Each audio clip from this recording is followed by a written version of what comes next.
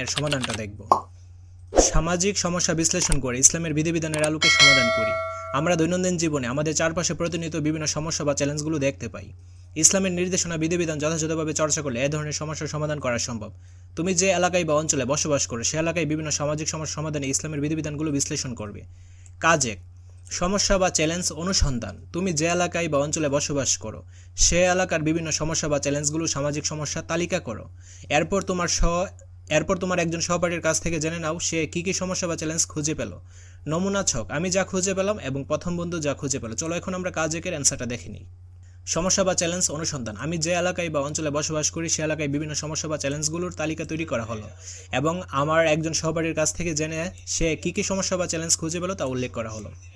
আমি যা খুঁজে পেলাম, ধূমপান এটি একটি ভয়াবহ সমস্যা। এর ফলে জনগণের বিরাট অংশের স্বাস্থ্য নষ্ট হচ্ছে, যা স্বাস্থ্য খাতে খরচ বাড়াচ্ছে।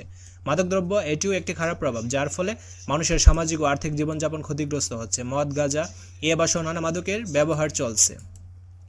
প্রথম বন্ধু যা খুঁজে পেল, যৌতুক একটি সামাজিক কুপ্রথা যা বর্তমান যুগেও চলে আসছে। যৌতুক নিয়ে আজও সমাজের বিভিন্ন পরিবারে অশান্তি চলমান, যা বর্তমান সমস্যাগুলোর মধ্যে অন্যতম।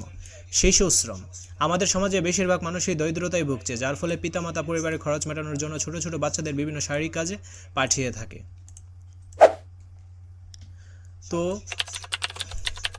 তো তো কাজ 2-এর অ্যান্সারগুলো পাওয়ার জন্য অবশ্যই চ্যানেলটি সাবস্ক্রাইব করে অল নোটিফিকেশন অন করে রাখতে হবে, যেন ভিডিও ছাড়া মাত্রই তোমাদের কাছে সবার আগে পৌঁছে যায়। ধন্যবাদ সবাইকে।